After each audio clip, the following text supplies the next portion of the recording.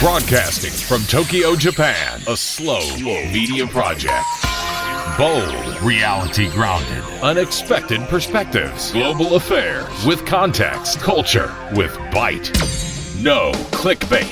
It's a dinner party. For your brain, the Fushigi Times Podcast with Angelino Schintu. Hello and welcome. It's the Fushigi Times Podcast, the audio edition of my long-form journalism at fushigitimes.com. In this episode, Rust never hurries. It reminds us that nothing we build, own, or inherit was ever really permanent. From empty Japanese ski lodges to rust-streaked shipyards, decay is not collapse, but the slow truth we try not to see. In these Fushigi times, rust becomes a teacher, urging us to shift from inheritance to stewardship, from panic to care. This episode of the Fushigi Times podcast is brought to you by, and I could be mentioning your organization's name here. Keep listening to find out how our promotional partnership packages work.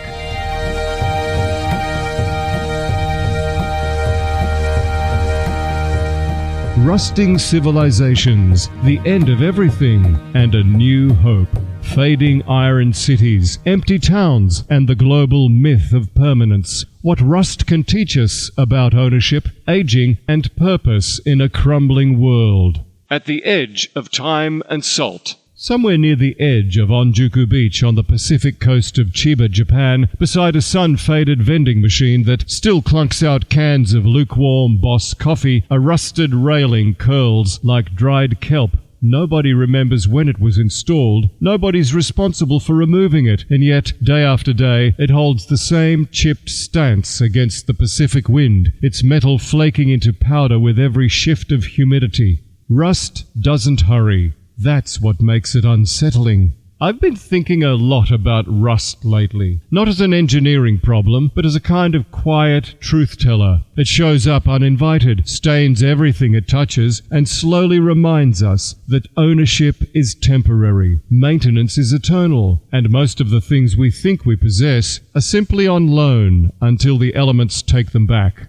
Rust is not here to depress us. It's here to focus us, to sharpen the value of what remains, like a frame around a photograph. Japan, of course, is rust-friendly. The air is wet, the coasts are salted, and there's more aging infrastructure here than most places know what to do with. Trains do run on time, of course, with immediate apology announcements on the intercom if a Shinkansen is even a few seconds late.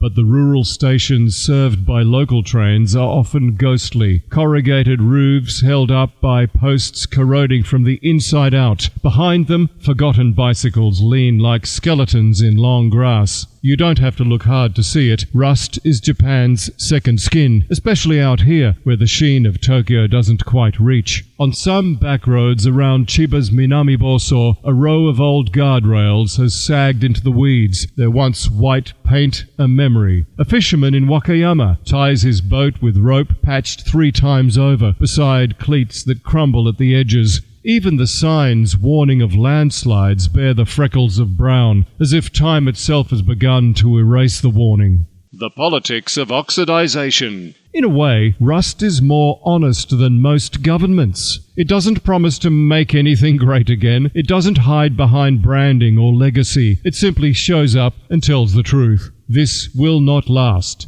Your flags, your condos, your high-speed internet, your sovereign currency. Give it time. Give it weather. It will decay. It can be seen in the suburbs of Detroit, the sinking edges of Venice, the fishing docks in Vladivostok, and in the alleys of Yokohama's Chinatown. Not total collapse, but corrosion. One door that no longer shuts. One shutter that hasn't opened in years. Cities don't fall apart dramatically. They fade, and in a world still obsessed with GDP graphs and innovation indexes, rust quietly laughs and goes about its business. Where's the Ministry for Maintenance? Who funds the department of things we already have that need looking after?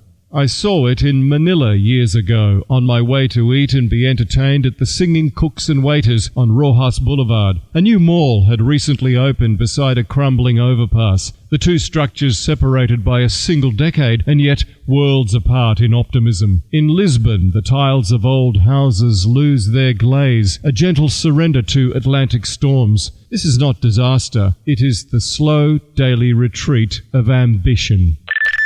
Hi, we hope you're enjoying the podcast. If your organisation shares our values, slow media, long-form journalism, global context, we'd love to work with you. This is where your branding could be, right here in the middle of the Fushigi Times podcast, just like in the written edition, heard and seen by a global audience that values independent thinking and cultural depth. Be part of the Fushigi. Email editor@fushigitimes.com and let's start a conversation.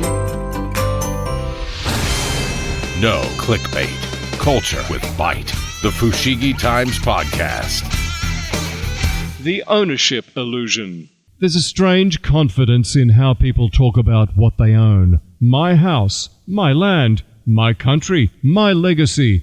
But Rust knows better. Rust reminds us we are not the final owner. You and I are the interim tenants. We're the ones watering the plants before the next person forgets to. Walk through an old industrial port, it doesn't matter where, and you'll find the remains of empires that once spoke in spreadsheets and steel. Now they speak in oxidization. In Kobe, rust creeps along decommissioned shipyards. In Baltimore, the old grain elevators glow orange under a low sun, barely upright. In Sardinia, where my own family roots run deep into the Gilarza rock, many of the olive presses are long silent, their iron bellies bloated and split by time. In Perth, Australia, where I grew up, a half-dismantled factory fence in one of the eastern industrial suburbs rattles in the Fremantle doctor's afternoon breeze, its paint blistered by decades of searing summer heat.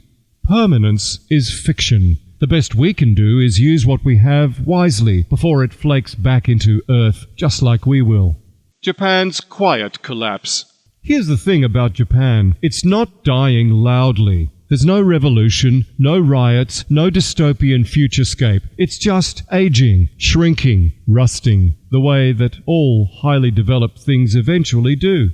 You can hear it in the silence of rural towns. Hardly any kids, no new businesses, just a Kojin Shoten, a half-stocked variety store with a taped-up window and a stereo still playing Enka from 1977. Or occasionally something more modern like Keisuke Kawata's Southern All-Stars 1989 hit Sayonara Baby. The streets are clean, the buses are still running, mostly, but something's missing, and it's not coming back.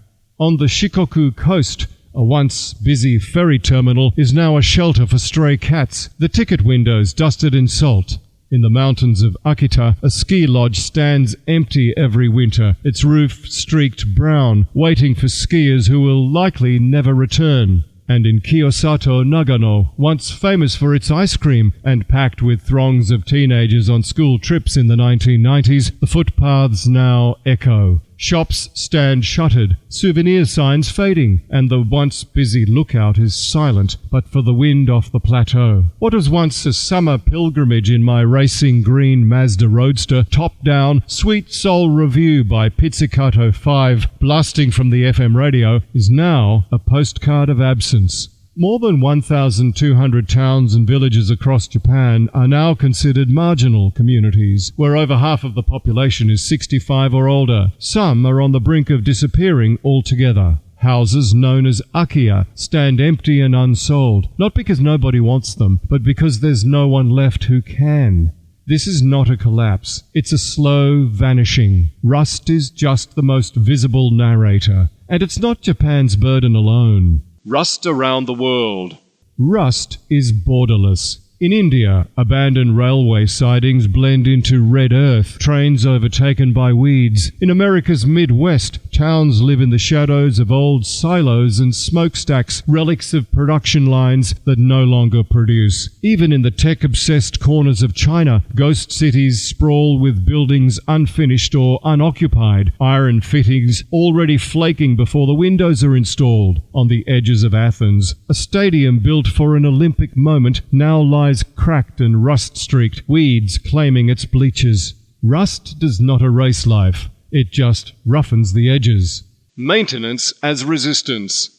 There's a quiet nobility in fixing things that are already breaking, not upgrading them, fixing them, wiping the dust off an old tool, replacing a hinge, repainting a railing you know will peel again next year. Nobody celebrates this kind of labour. It's too slow, too humble, too unremarkable. But in a rusting world, maintenance might be one of the last meaningful acts left to us.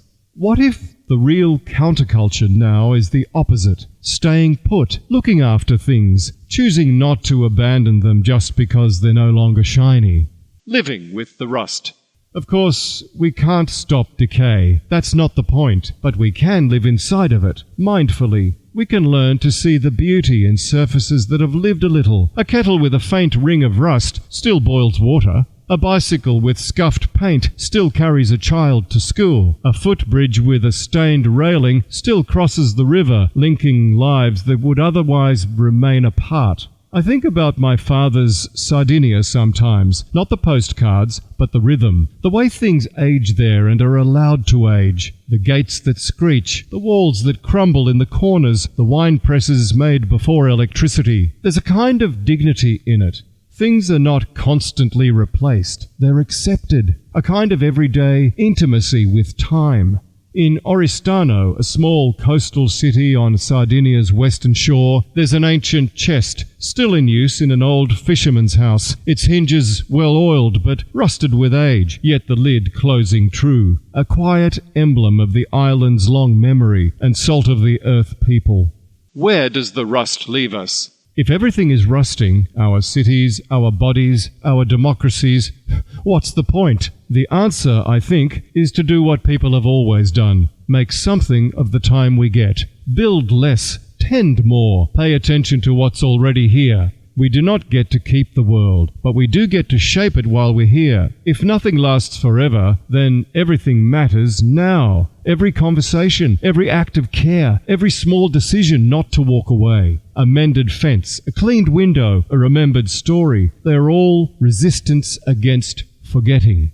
In my slow reading of a favourite collection, the Archaeological Study Bible, I came across these words from Matthew. Do not store up for yourselves treasures on earth, where moth and rust destroy, and where thieves break in and steal. Those words sit quietly alongside these thoughts, a reminder that what we hold too tightly will always slip away, but what we tend in love and memory may endure far beyond us. Rust isn't ugly. There's a kind of beauty about it, a softness that only appears after years of hard weather and human absence. Walk down a shutterdori on the Pacific coast here in Chiba, the kind of street where every shopfront is sealed behind a corrugated iron shutter, and you see it. The steel is flaking, the paint is gone, but the surfaces have bloomed into streaks of orange and brown, accidental abstract paintings made by salt air and time. Out here in the countryside, an old train carriage sits in a field of weeds, its panels split and stained. On paper it's a ruin, but stand there in the late afternoon sun and you see something else, the colour of rust glowing like lacquer, the quiet dignity of a machine allowed to age. Rust takes away, yes, but it also gives texture, depth, a reminder that even endings can be beautiful. Hi, we hope you're enjoying the podcast. If your organisation shares our values, slow media, long-form journalism, global context, we'd love to work with you. This is where your branding could be, right here in the middle of the Fushigi Times podcast. Just like in the written edition, heard and seen by a global audience that values independent thinking and cultural depth. Be part of the Fushigi. Email editor@fushigitimes.com and let's start a conversation. Unexpected Perspectives, a slow media project. The Fushigi Times Podcast. Inheritance versus stewardship. There's this peculiar fantasy we all buy into at some point, usually between mortgage paperwork and an online will template, that we will one day pass things down, that our stuff, our land, our legacy will mean something because we managed to hoard it for so long. But here's the twist. Almost nobody actually owns anything. We're just borrowing it until we die, or until the rust eats through the floorboards. Try telling that to a man showing off a meticulously cased coin collection in his narrow upstairs shop in Tokyo's Jimbocho, the kind of place where rust is the enemy and provenance is everything, and it won't go down well. But stewardship, that's different. Stewardship says, I don't own this, but I will look after it while it's mine. It's less glamorous. It doesn't make for a brag-worthy inheritance party or a third vacation home, but it is how things last longer than they should. It's what separates the rusted ruins from the lived-in relics. Stewardship is repainting the old family gate, not because it'll sell better, but because it squeaks, and it pisses your grandmother off every time she walks past it, and she complains about it every time she does. It's teaching your child how to fix something instead of replacing it. It's not legacy in the grand marble plaque sense. It's quieter, more useful, less tax deductible, and it asks harder questions. Do we care for what we cannot keep? Can we pass on more than property, like values, attention, patience, or at the very least, a working kettle? The modern world is addicted to inheritance. But maybe it's stewardship that holds us together, especially when rust is always watching. Rust and time, where endings are beginnings. So maybe rust is not the enemy. Maybe it's the reminder that everything is borrowed, that nothing works forever, that beauty fades and wood splinters and metal oxidizes, and yes, even vending machines grow old. But also that while we're here, we can tend to the rusting things, not to stop the decay, but to show we noticed, that we cared, that even as it all corrodes, we still found time to live. And perhaps it's in the smallest acts that we keep that care alive. I think of the time it takes to handwrite a letter with my favourite Venetian Portoletti glass pen, dipping the nib into an ink pot encased in ancient white bronze, waiting as the words dry, then melting a stick of wax and pressing down my seal until it cools. It's a small ritual, imperfect and deliberate, and somehow it feels like tending something beyond the page. These are not grand gestures, they are quiet resistances, reminders that even in a world that rusts, there are beginnings to be found in how we choose to spend our time.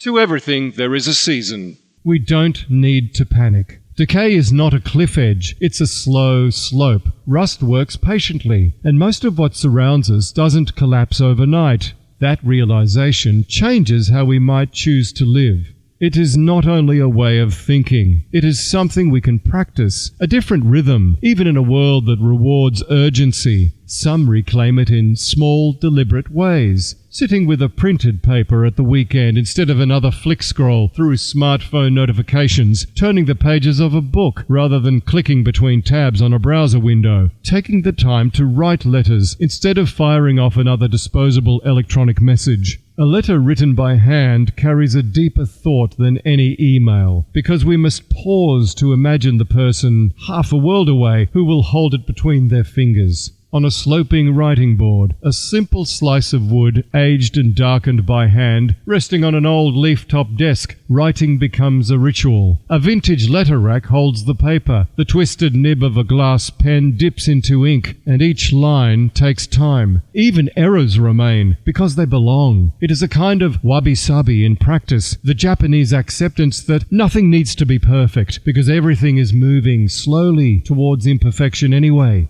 Perhaps this is what living alongside rust can teach, that slowness is not indulgence, but care. And it raises another question. Why do we, as humans, seem to love the old? Why are we still moved by the crackle of a record needle biting the groove of a spinning vinyl disc? The memory of that faded yellow Chrysler Valiant we once rode in as children, windows rolled down and keys left in the ignition 24/7 without fear of anyone thinking to steal it. Or the feel of that old blue dragster push bike beneath our feet on the pedals. Mine, complete with a space blue banana seat and sissy bar, clocked up many a mile delivering newspapers in the mornings and medicines to the old and infirm in my neighbourhood during the afternoons. It's not just nostalgia, it's the recognition that age carries a texture that newness never can.